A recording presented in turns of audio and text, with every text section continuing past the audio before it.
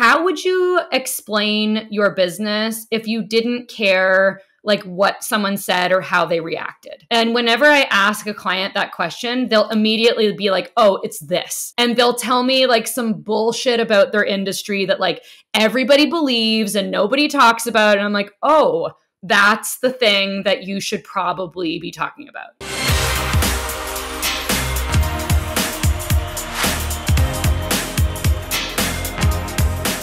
What's up, small business heroes? Welcome back to the Small Business PR Podcast.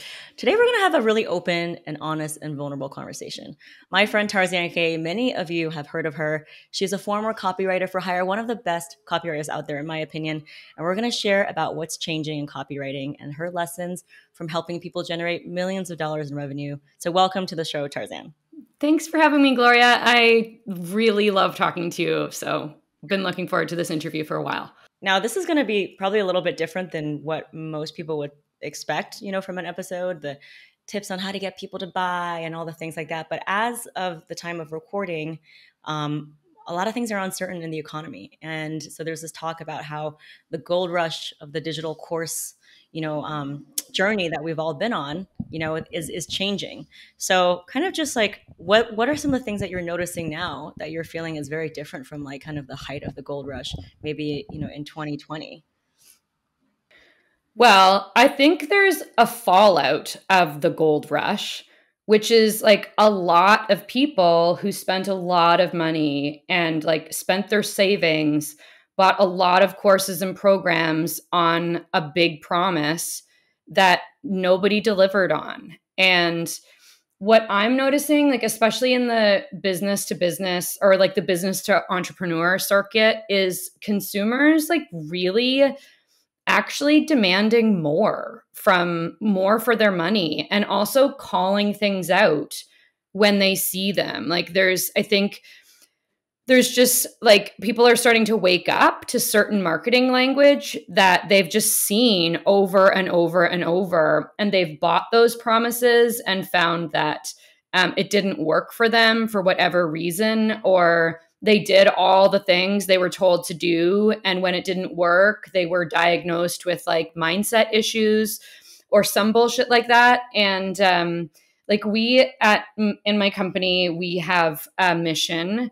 And it occurred to me the other day, so we would read our mission and values every single week. And really, I guess if I could sum up our mission, it's that we want to change the marketplace for online courses. And we want it to be honest and accessible to consumers.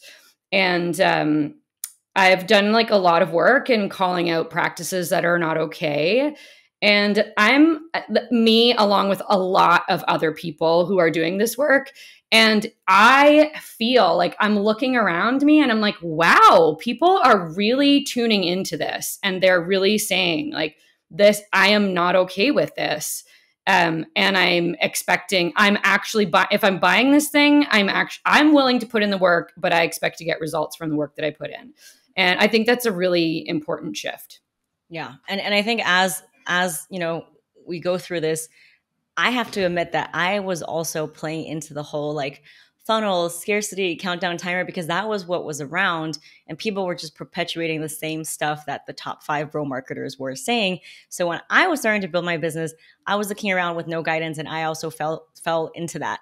And I think through kind of your own journey, looking at how you can change your marketing to be more aligned with your values, looking at my business, because my business is 90% women of color, right? People who traditionally have been marginalized, and my messaging started to shift. So it's okay to be on that journey. Like I'm far from perfect, but I want to thank you for the work that you're doing. And I even noticed like in my emails, like maybe I shouldn't write this word, or like, is this really aligned? So first of all, I want to say thank you so much for doing the work. We're all doing the work. It's on all of us, right? All of us need to do the work. Yeah. I want to say like, I have done it too. Like I have made millions in my business, and like the headline on my website right now is still like build a 7-figure relationship with your email list or something like that. Like I fell for it all. I used all of those tactics, like all the scarcity, all the urgency, like authority, reciprocity. Like I used every persuasion tactic that I learned.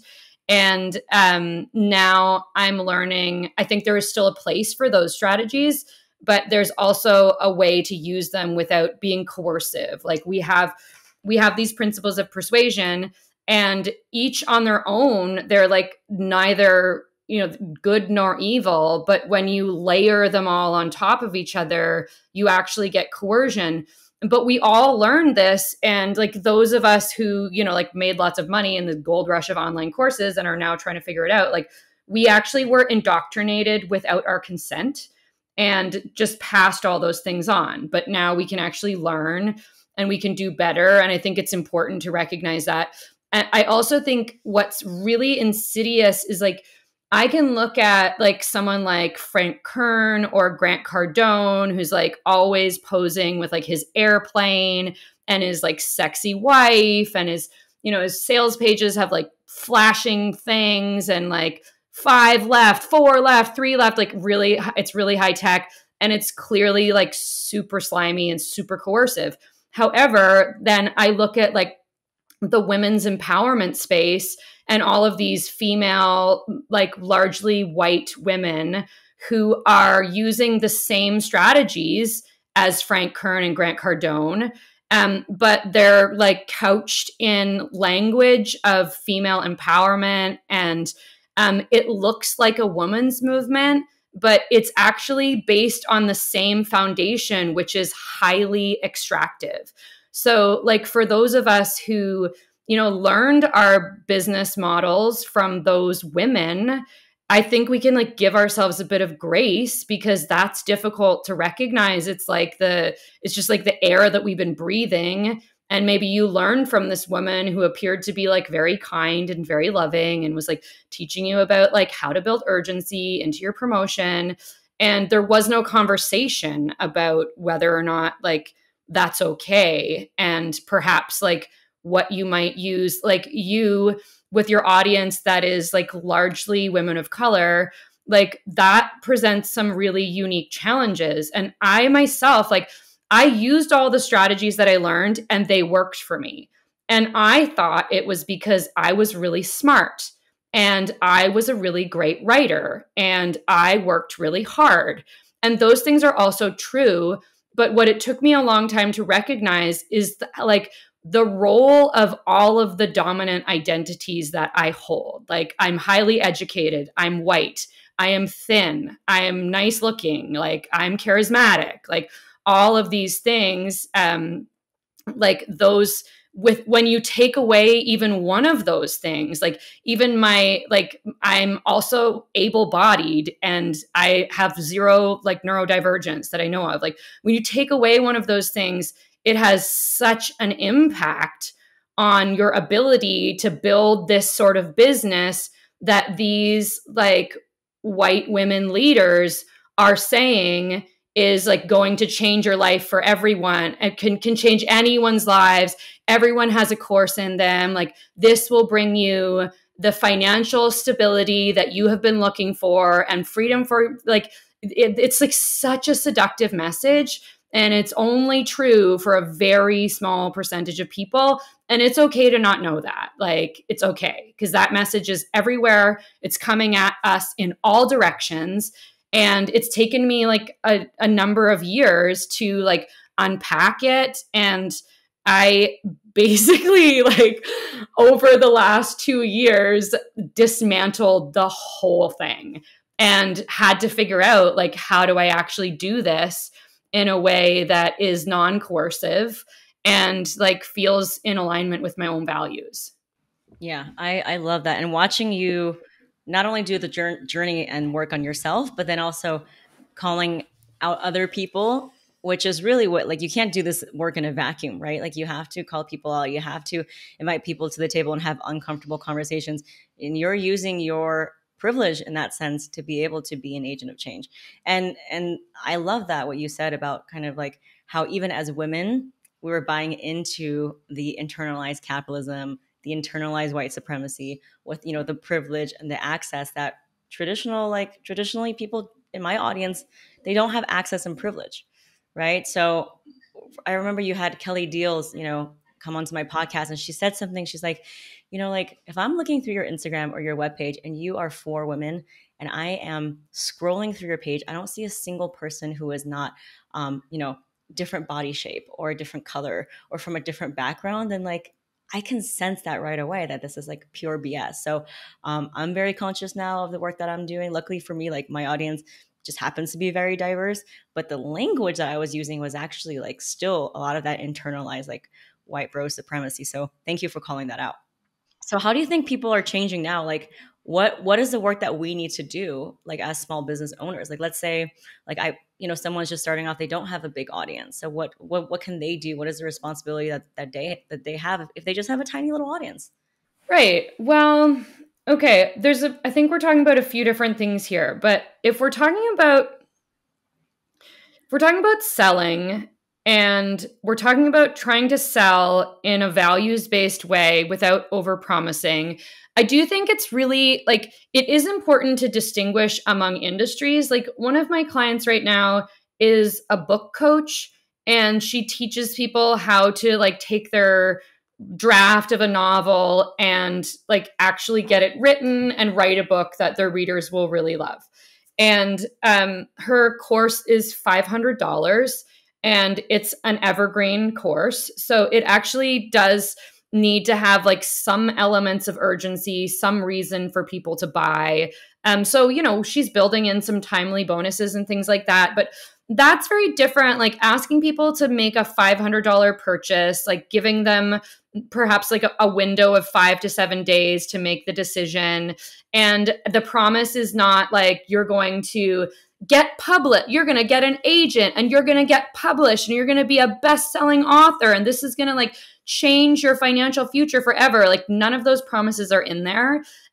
So I think that's like really important to consider, like what actually is your promise and what are you actually sure you can deliver on? Like I cannot deliver on the promise of making everybody's email marketing a 7-figure thing.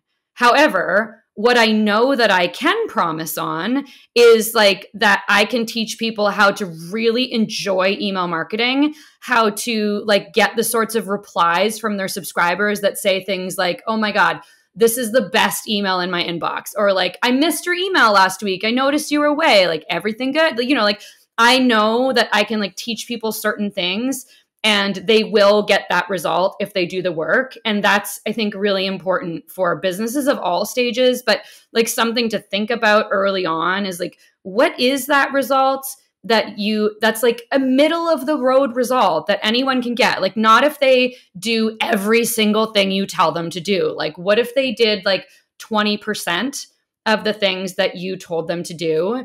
What result would they get? And what would that look like as a promise? And what I have found for myself is like actually that when you put that kind of messaging like onto a sales page or into a sales email, there's like, I feel such a sense of relief. Like I don't feel that when I read emails like that, I'm like, oh, like it doesn't make my heart palpitate. Like, oh my God, I'm going to like fail if I don't get this thing. So that I think is important when considering the thing that you're going to sell. And in terms of actually like growing an audience of buyers, like I for a long time, like I did have, and granted, this is like using all these tactics I no longer use. I did make it to $1 million in revenue with an email list of well under 10,000 people.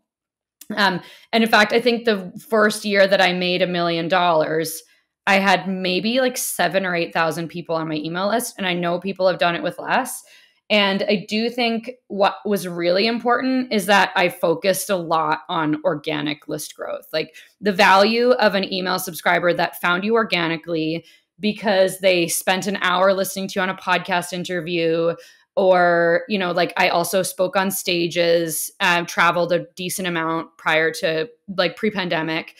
And that list growth really, like it's slow, as you know, like, and as an expert in PR, like the growth that you get from PR, like it's not as reliably fast as like just running ads, which comes with its own set of problems.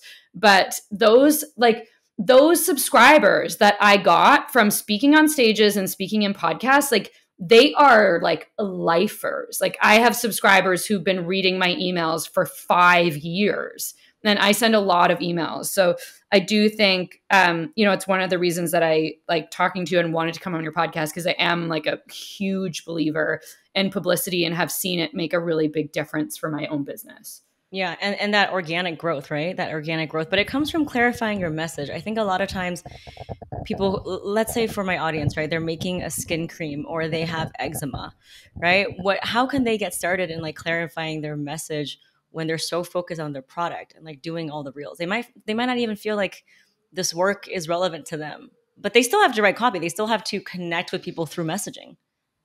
Yeah. So I think it's important to know that like messaging, when I look at the evolution of the messaging in my business over time, like it is so much stronger now. And it also has changed so much, like consistently. So, and I myself have arrived at the message like through my writing. So I think like that's something I had heard someone teach. It was someone who was teaching about blogging just many years ago. And she had said, if you want to start a blog, just like start your blog and give it like 6 months to take shape. Like it might not be about the thing that you think it was about. And I did really take that message to heart, because one, like I've sort of done that with my email marketing. Like I started out being like, okay, I need to send emails. And so I'm going to send emails every 2 weeks, and I'm not really sure what they're going to be about. But I just gave myself the space, and it was like through the writing that I found what the message would be. And I think one of the biggest things is like listening to customer feedback. And that's what I really love so much about email marketing is you get the feedback so quickly. Like I can send an email on a specific topic that I think is like so important and so critical to my message, and people don't really respond much. And then I'll write about something else and I'm like, whoa, people really care about this issue. It's kind of like comedians. Like comedians don't just like write their jokes and then go do their Netflix special. Like they go out in front of their people and see which jokes are funny and which are not. So I think there is an element of that when it comes to messaging. And that's like putting like, you're actually kind of lobbing stuff out there and seeing what comes back and like listening to what your people say and what they really respond to and lean into that. I mean, I really do agree that the more you kind of take off all the masks and jackets and stuff, you can attract your tribe. But it's easier said than done, right? A lot of people are just so worried of being found out about who they truly are. But that is the essence of what's going to get them that community. So do you have any tips for someone who wants to share so much, but they're afraid and they're being told all these things like do this and do this reel, but they really just have like their own message, but they're afraid to share it? Yeah, I mean, those people should be on my email list because I'm really good at that. Yeah. Okay, so I just like to, as some backup for your listeners' background, I am like very open and vulnerable with my email list. And that's probably the most consistent feedback that I get from my subscribers is like they're really grateful to have this sort of behind the scenes look at what it's really like to have a business and like what's happening, in my actual day to day. Well, it's happening, not like, because a lot of entrepreneurs will share from like, the other side when they've like figured it all out. And then it's like this bullshit rags to riches story. So something I've actually never read Brene Brown, but my subscribers often quote her to me. And I know she's said something about how being vulnerable inspires others to be vulnerable. And I've definitely noticed that with my emails, but someone does have to go first.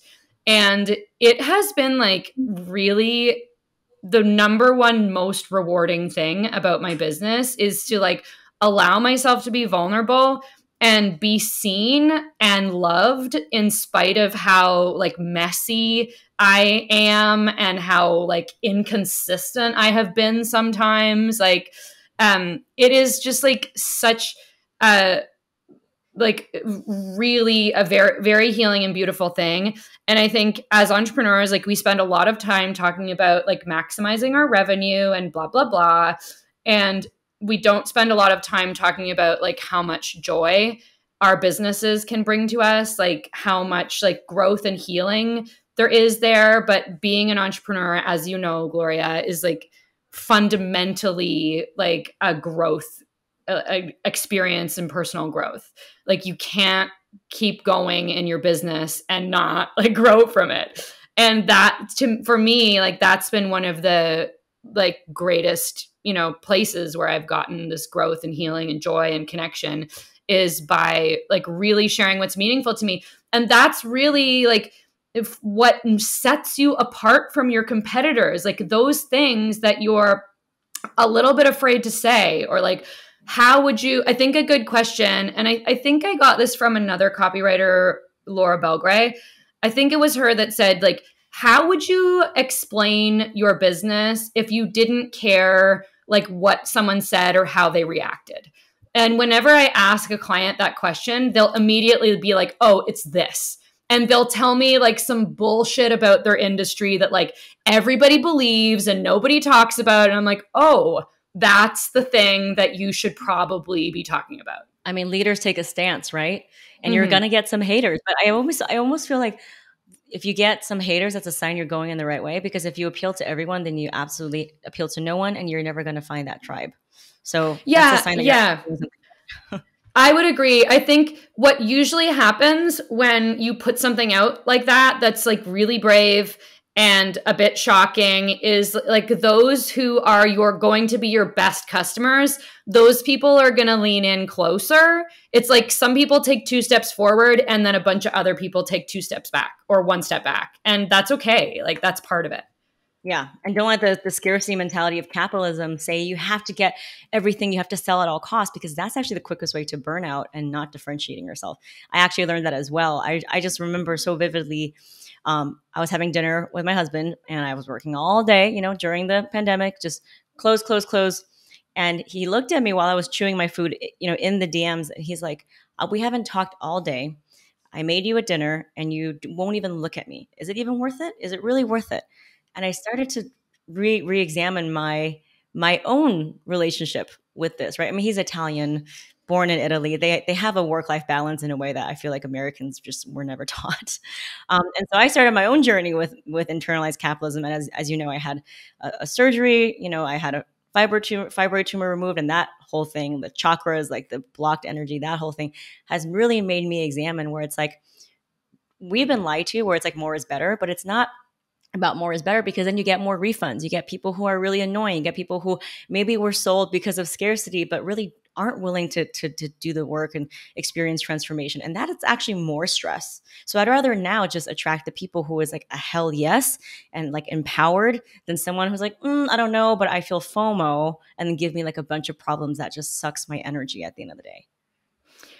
Yeah, I completely agree. And since I made this shift in my messaging, like I have less customers and less revenue, but also I like my customers are just, they show up more, like they're better customers. Like they like my stuff, they complain less, fewer customer service emails.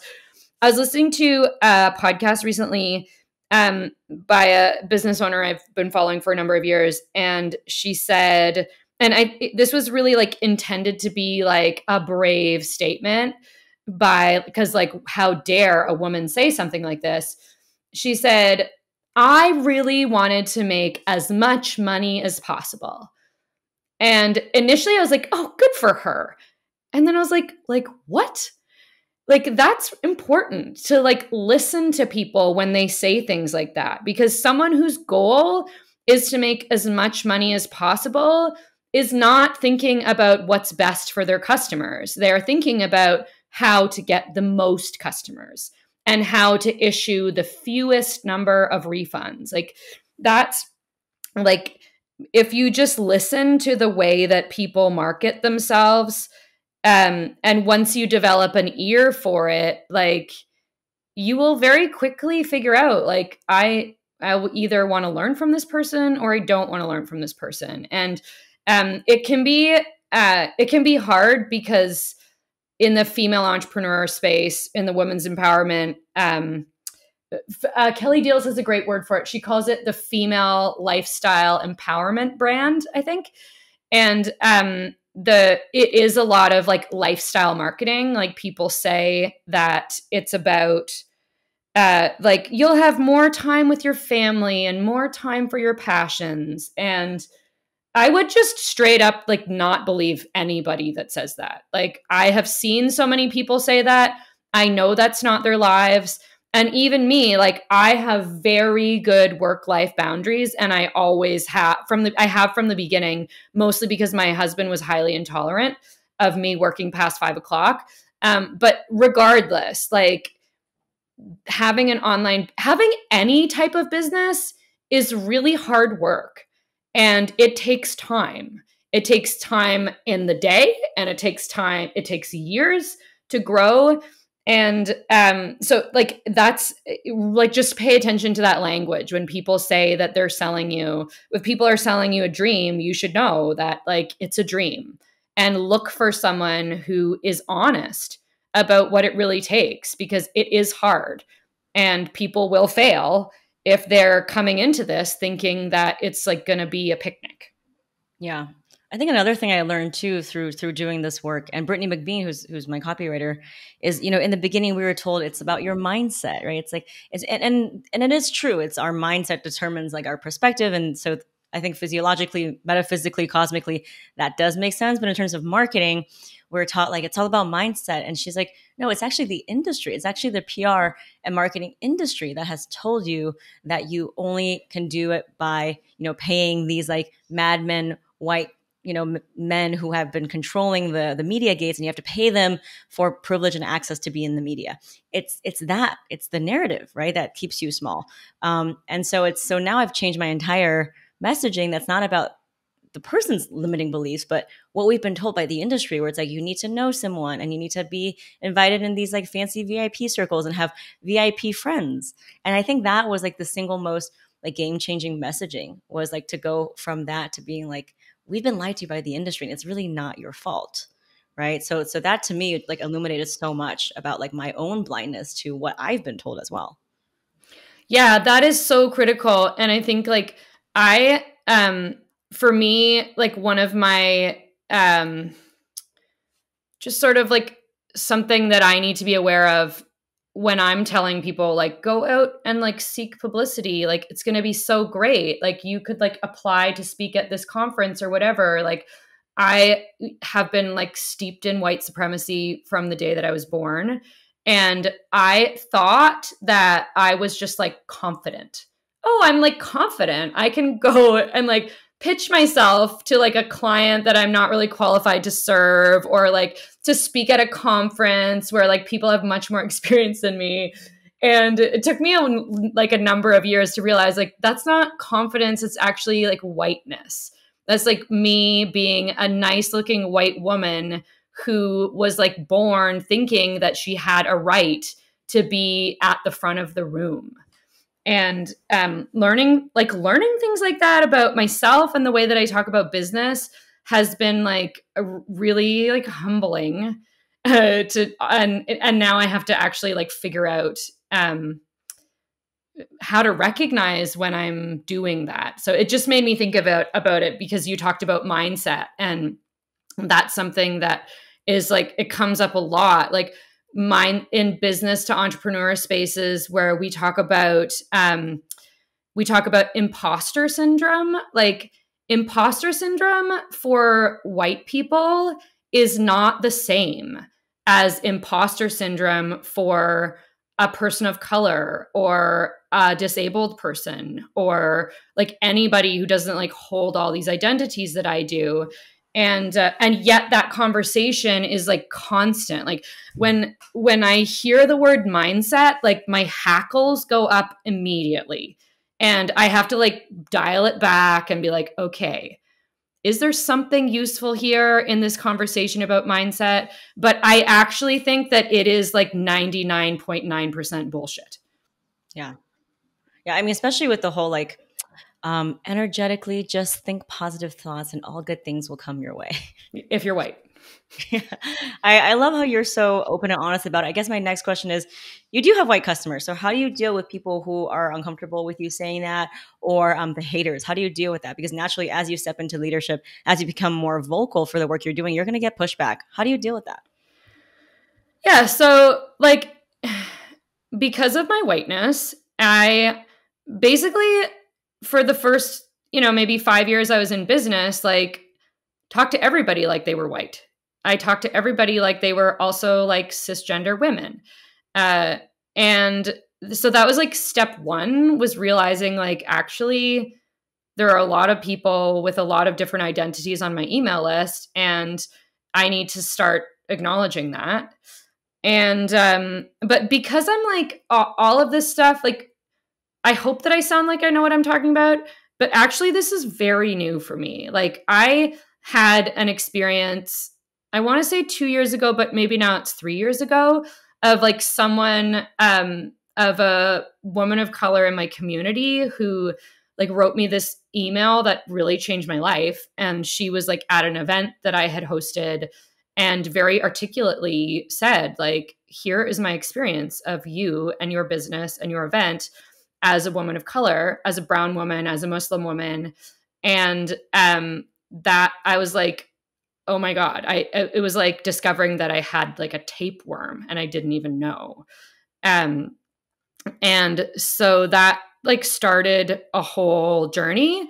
And I have taken my subscribers on that journey. So they have like seen, and of course there's new people being added all the time, but I really would consider myself kind of like a bridge person. Like some people who are on my email list have like not had any conversations about, the white people have not had conversations about social justice, or they're not thinking about the impact of their marketing strategies on marginalized communities. Like they might be having that conversation for the first time.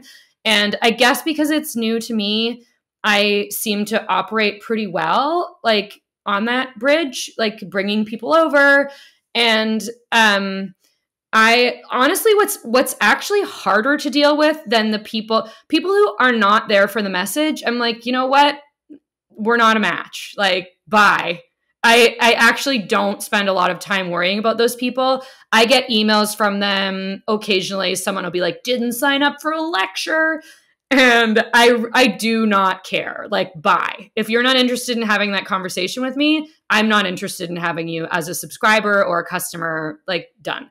And again, like I'm in a position of privilege, like I can afford that. However, I hope that I would have made that choice anyway. What I do find is actually been more difficult is like when I started going down that road and having those conversations, I made so many mistakes, and I still do. And what was harder was someone saying like, hey, you said this thing, and actually like this is not okay for XYZ reasons. And I had to like be humbled and learn from people who know more than me. And initially I would like apologize a lot and be like, I said this thing and I'm sorry, and now I want to say it like this or whatever. And I've since like gotten a lot better at taking feedback. And so I just listen and I make changes. And I think that's important to know, especially like for white people who have never been like called into such a conversation and they're scared and they don't know what to do. Like, yes, like you're going to feel like really dysregulated for a while. And that's part of it. Like, sorry, but if you don't feel dysregulated and like really scared and confused, you're not actually invested in the issue, and you're not like, you got to try harder. So that's part of it, and that's okay. And you will like, and I still feel like that sometimes, but it's gotten certainly a lot more comfortable. Like I have learned how to sit with discomfort. I have learned how to be okay with what I don't know. Like when I think about, this is something that I just like days ago put together about social justice, which is like a lot of people a lot of white people don't want to engage in any conversation about social justice because they feel so helpless and they don't know what to do. And they're like, okay, fine, this is this problem, but what do I do? And I think it's like to jump ahead to the doing is like way like I've made a lot of changes in my business, and in some ways I feel like I'm not even there yet. There's like a long journey of understanding, and this doesn't just apply to white people. It's like as an able-bodied person, like it is going to take me like time, maybe years, like to really understand disability justice and like how I could be a part of that change. So I guess like to answer your question, like we just really have to give ourselves grace. Like I know that I'm doing my work. Like I know that I'm showing up and being vulnerable and I'm trying really hard and I'm like gonna make more mistakes. I might say the wrong thing and it's okay because that's part of it. And for me too, as I learned too, as with my proximity to white privilege, I'm on this journey. And I think the upside to it is so worth it, right? Yeah, we're uncomfortable, we get called out, but the upside is you form such deep connections and you truly are changing people's lives. I mean, wouldn't you say like the Tarzan now and the work you're doing is so much more impactful than just like not just like thinking that it doesn't even exist, this whole like social justice lens? Oh my God, I have never been prouder of my business. And like this, we don't have to get into this, but like I also just let go all of my employees and dialed my business way back. I just like needed a rest. And and still I'm like, I feel so proud of what I've been able to do. I feel so proud of what I'm doing right now. Like the work is like so much more meaningful. Like we haven't touched on this yet, but something that I've like talked about sort of through the lens of persuasion and marketing, but also just about my life, which I share a lot of, is that I'm a cult survivor. And I've written about that like a decent amount in my email marketing. And people share their stories with me, and like seeing people, like I've seen many of my subscribers like recognize through my writing that they themselves are either like in a cult or in some sort of like cultic relationship, or maybe like a situation of abuse with a coach or whatever. Like that is hearing those stories and seeing those people make changes in their lives is far more meaningful than any amount of revenue that I have ever made. Oof, that is so powerful. For those of you who are not watching, I just closed my eyes and I just had a moment, because then you truly realize like you're dismantling the machine of internalized capitalism where you are reduced to just a money-making machine. Like you are this lived expansive experience, and through your journey, you're connecting with other people, right? That's incredible. Thank you so much for being here. And I'm just in shock and in awe. And the fact that not only do I get to speak with you, but the fact that you get to share with me and my audience so openly about your own journey as it is happening, it's just so beautiful to witness. So thank you so much for being you. Oh my gosh. Oh, thank you. I do all these things in my business that make money. I help people with their sales funnels. I write emails. But really, like when people ask me what I do, I usually tell them I'm a writer. And all of these things that I do in my business, most especially writing emails, like that's actually how I get to be a writer. And, having people that read those emails, like that is so meaningful to me. And I'm so, so grateful. So thank you, Gloria. Oh, thank you so much. So how can people, I mean, obviously I could talk to you for hours and days, and I just want to keep having you back on, but how can people take the next step? If something, and you said so many things, if they resonated with you, how can they take the next step? How can they find you? What is a resource? What should they do? What's the next step after listening to this episode? So a lot of like basically everything that we have talked about today, I talk about with my email list. And that's unfortunately right now basically the only way to hear from me. I'm hardly on social media at all. And I don't really publish blogs. All of my best work, all of my all of these explorations, they're all in my email list, which you can get on. I have several freebies on my website, tarzank.com. But what I would recommend is skipping straight to my email list. Go to tarzank.com/join and, get the emails for the emails. And because there'll be more of this conversation. I also have some writing that you can read without subscribing on Substack. And that's been like my latest project that I'm having so much fun with. And on Substack, it's actually not about business. I just tell stories. Like right now, I just went on a solo camping trip. I'm learning to camp. I'm in the middle of a divorce right now. I sometimes talk about my cult stuff. I'm also a drug user, and I talk about like drug use and responsible drug use and, normalizing those conversations. Amen. I'm sorry.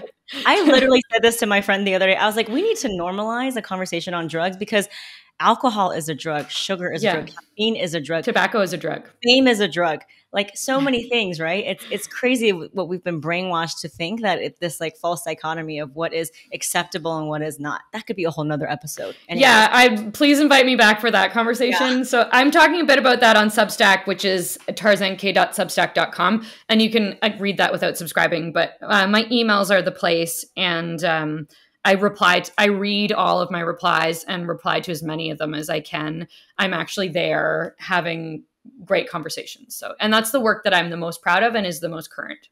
Yeah. And I love those things on Substack as well. So definitely go to tarzank.com/join.